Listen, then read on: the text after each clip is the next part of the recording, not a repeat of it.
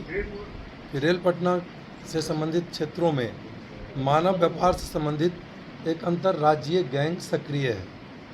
इस सूचना के आलोक में पूर्व से जिला में रेल जिला पटना में कार्यरत एएसटीयू की जो टीम कार्य कर रही थी, एंटी ह्यूमन ट्रैफिकिंग यूनिट, उसके नोडल अफसर पुलिस उपाधीक्षक हेडक्वार्टर ही हैं, उस टीम के द्वारा सूचना का संकलन किया जा रहा था और कार्रवाई की जा रही थी।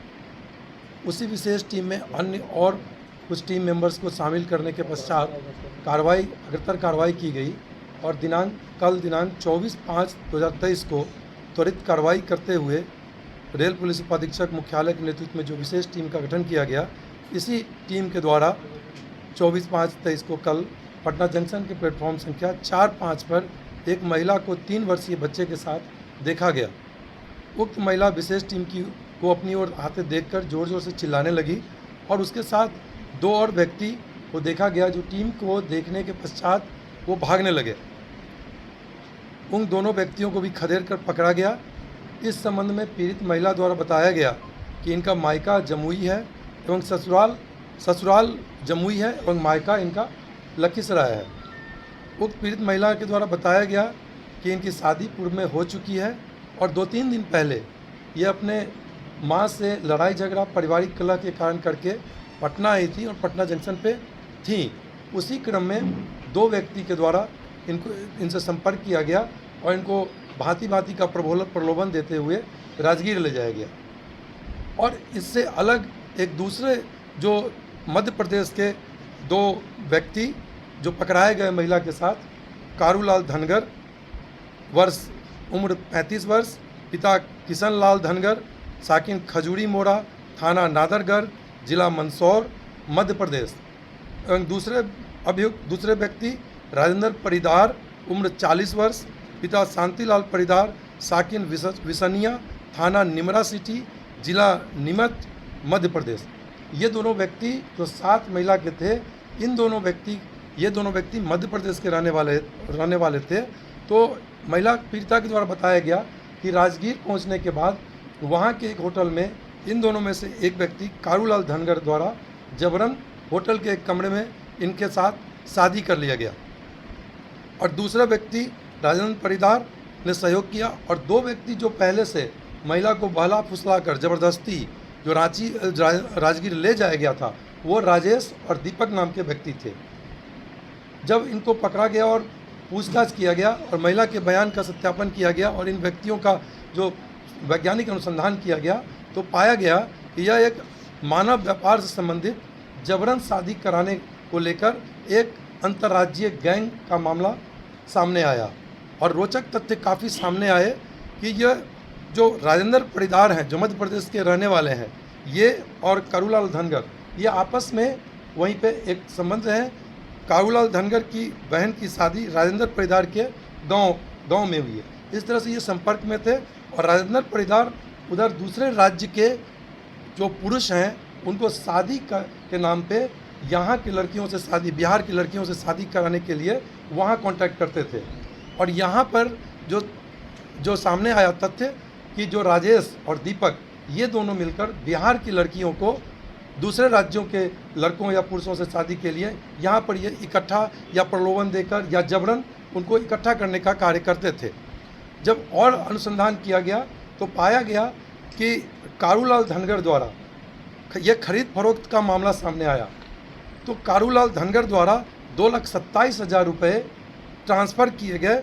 उसमें से 1,82,000 रुपीज़ राजेंद्र परिदार के अकाउंट में ट्रांसफ़र किया गया और 45,000 रुपये राजेश के अकाउंट में ट्रांसफ़र किया गया। इसी प्रकार दीपक के अकाउंट में भी फ़ोन पे के माध्यम से 40,000 रुपये ट्रांसफ़र किया गया। तो इस प्रकार से यह देखा गया कि यहाँ पर जो बिहार का कनेक्शन है वो राजेश और दीपक संभालते थे। भोली वाली लड़कियों, महिलाओं को फुसलाकर और उसको दूसरे राज्यों के लड़कों से शादी जबरन कराने में इनकी भूमिका सामने आई।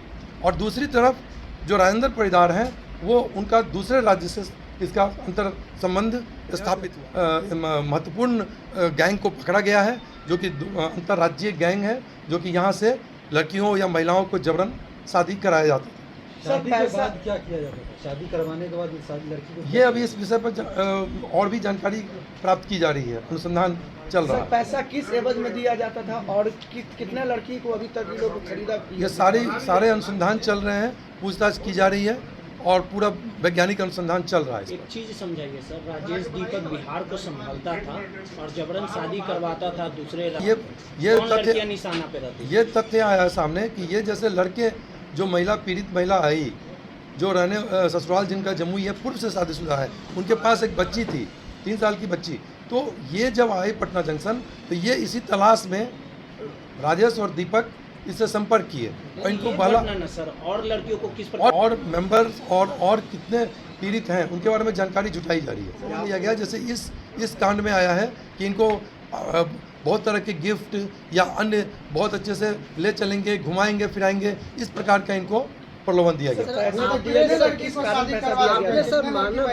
अभी इस पर अनुसंधान चल रहा है। आपने सर मानव व्यापार की बात कही सर, इसको थोड़ा विस्तार से बताइए कि आखिर मानव व्यापार मतलब किस तरह का व्यापार है, क्या है? जैसे इसमें एक साथ कई जुर्म सामने आ रहे हैं। पहला कि जो ज़बरदस्ती उठा के राजगीर से आप इसको ले जाया जा रहा है, तो ये एक मानव व्यापार के श्रेणी में आया। दूसरा कि ये अनैतिक है, इलीगल है, उनके जो महिला है ऑलरेडी शादीशुदा है और उनके विश के अगेंस्ट हुआ, बच्ची भी साथ में बच्ची भी है। सर सबसे बड़ा चीज़ है, सबसे बड़ा सवाल उठता है कि ये गैंग किस प्रकार से नेटवर्क काम कर रहा है। पे अनुसंधान किया जा रहा है और राजेश और दीपक को पकड़ने के लिए लगातार छापेमारी की जा रही है। तो ये सर राजेश दीपक कहाँ के हैं? ये राजेश गया के रहने वाले हैं, दीपक के बारे में भी जानकारी प्राप्त की जा रही ये है। जो महिला लखीसराय से एकाएक इसके संपर्क में कैसे? ये बताई महिला पीड़िता ने कि इनसे संपर्क पटना जंक्शन पे हुआ। ऐसे ही जब वो लड़के पटना जंक्शन पे आई, उस क्रम में राजेश और दीपक ने से इनका संपर्क किया और उन्होंने महिला को प्रलोभन देना शुरू किया और इनको ले गए राजगीर। सर इन लोग को किस एवज में पैसा दिया गया था? 1,82,000 ट्रांसफर किया गया जो 40 सर किस ये बिल्कुल खरीद फरोख्त का है कि बिहार की लड़कियों को एक तरह से इसलिए ह्यूमन इमोरल ट्रैफिकिंग का मामला बन रहा है कि इसमें पैसे का ट्रांजैक्शन हुआ है। कितना एक लड़की पे कितना रुपया दिया? ये प्रेजेंट कांड में जो कारूलाल धनगर जिसने जबरन शादी की है पीड़ित महिला के साथ, उन्होंने 2,27,000 रुपये खर्च किए। राजेंद्र परिदार को 1,82,000 और 45,000 रुपये राजेश के ट्रांसफ़र किया गया और इसके अलावा 40,000 रुपये दीपक के अकाउंट में ट्रांसफ़र हुआ है। कौन किया है सर? दीपक के अकाउंट में राजेंद्र परिदार के द्वारा ट्रांसफ़र करने की बात आ रही है। जैसे पैसा कौन दे रहा है? कानूलाल राजेंद्र धनगर के ही अकाउंट में पैसा कौन डाला है? राजेंद्र के अकाउंट में कारूलाल धनगर जिन्होंने शादी की है, कानूलाल धनगर ही पैसा दे रहा है। कारूलाल धनगर ने शादी किया है उसके वजह पैसा और दे रहा है। राजेंद्र परिदार वहाँ पे दलाली करते थे लड़कों या पुरुषों को दूसरे राज्य को प्रलोभन देकर कि हम शादी करा देंगे। और यहाँ पे राजेश और दीपक यहाँ के लड़कियों को और महिलाओं को झांसा देकर जबरन शादी कराते थे दूसरे राज्यों के पुरुषों के साथ।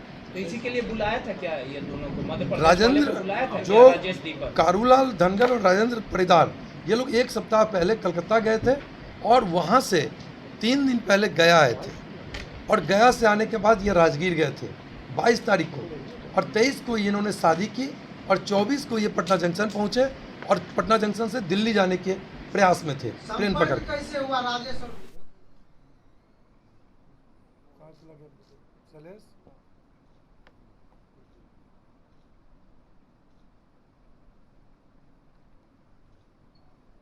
बायोम जो है मेडिकल प्रिपरेशन का एकमात्र संस्थान जहां है complete digital classrooms, video lectures, student tracking system, library facility and 100% result oriented rankers batch. Biome, Hinoo एवं नगरा टोली, रांची।